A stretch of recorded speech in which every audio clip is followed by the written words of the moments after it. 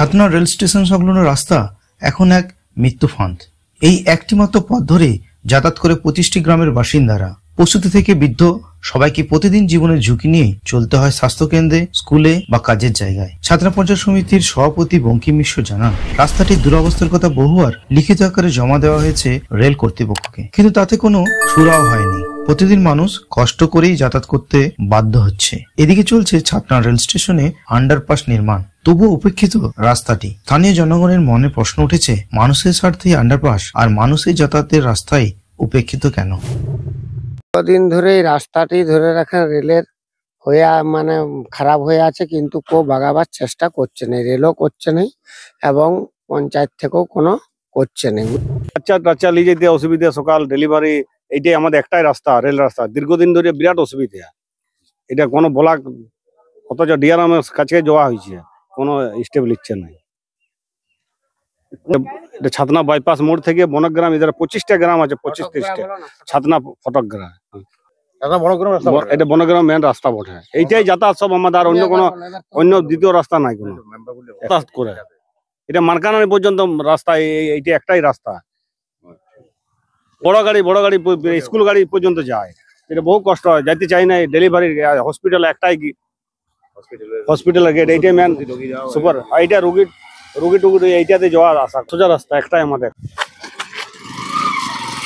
যাতায়াত করছি, খুবই অসুবিধা হচ্ছে, মানে বৃষ্টি হলেই তো এরকম হয়ে যায়, আর তাছাড়াও এরকমই মানে পাথর টাথর থাকলে খুবই অসুবিধা আর কি। অনেক বছর হয়ে গেল রাস্তার অসুবিধা, খাল ডাইন, রুগী মুগী আমাদের যদি মরি পড়ি থাকে, যে দৌড়িয়ে যেতে আমাদের রাস্তা। আমাদের যে এই রাস্তাটা আছে না, দেখো রেল গেটটা এখানে ছিল, সেই গেটটা বন্ধ করে ওখানে করলো, দিয়ে আন্ডারগ্রাউন্ডের কাজ চলছে, প্রচুর টাকা খরচা করে রেল করছি। কিন্তু আমরা বারবার ডিআরএম কে লিখিত জানানো সত্ত্বেও যে আমাদেরকে তো ধরুন পঞ্চায়েত সমিতিকে করতে দেবে না, পঞ্চায়েতকেও করতে দেবে না। আমরা রেলকে বললাম, রেল যাতে এটা করে দেয়।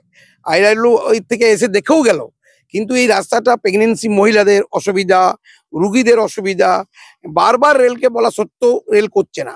কালকে আমার বাড়িতে প্রচুর লোকজন এই গ্রামের থেকে গেছিল, তারা বলছে তুমি যদি এবার না করো, কোনো ব্যবস্থা না করো, তাহলে আমরা রেল অবরোধ করে বৃহত্তম আন্দোলনে যাব। দূর থেকে রাস্তা খারাপের জন্য রেল লাইন দিয়েই যাচ্ছে, জীবনটা হাতে নিয়ে মানুষ বেরোচ্ছে, ওই দেখুন সাইকেল হাতে নিয়ে বেরোচ্ছে। আমার নাম বঙ্কিম মিশ্র, আমি ছাতনা পঞ্চায়েত সমিতির সভাপতি।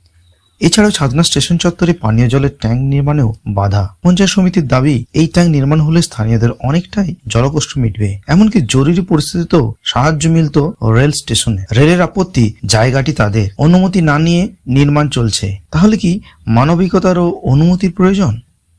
গ্রামের এইটাই কল, পানীয় জলের ব্যবস্থা করার জন্য আমরা প্রত্যেকে আবেদন করেছিলাম, এবং বিডিও, এসডিও এবং ডিএম প্রত্যেকে করেছিলাম।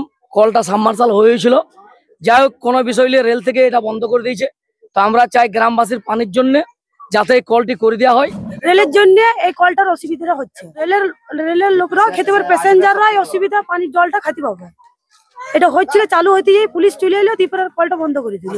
পঞ্চায়েত সমিতি থেকে যাতে রেলে কোনোদিন বড় রকম জলের প্রয়োজন হয়, আমরা রেলের জায়গা সংলগ্ন গ্রামবাসীদের জন্য আমরা এখানে একটা সাবমার্সিবল পঞ্চায়েত সমিতি থেকে করছিলাম, কিন্তু আরপিএফ এসে এই কাজটা বন্ধ করে দিয়েছে। আজকে ধরুন সামনের স্টেশন, যদি কোনোদিন স্টেশনের জলের প্রয়োজন হয়, বলতে নেই ঠাকুরের ইচ্ছা কোনো বিপদ ঘটে, তাহলে এই সাবমার্সিবল থেকে আমরা সঙ্গে সঙ্গে সেটাকে রেস্কিউ করতে পারবো। সেই জলটা আরপিএফরা এসে বন্ধ করে দিচ্ছে, এবং গ্রামবাসীরা এখানে জল খেতে পারবে, রেলের প্যাসেঞ্জাররাও খেতে পারবে, রেলের স্টেশন ম্যানেজাররাও খেতে পারবে।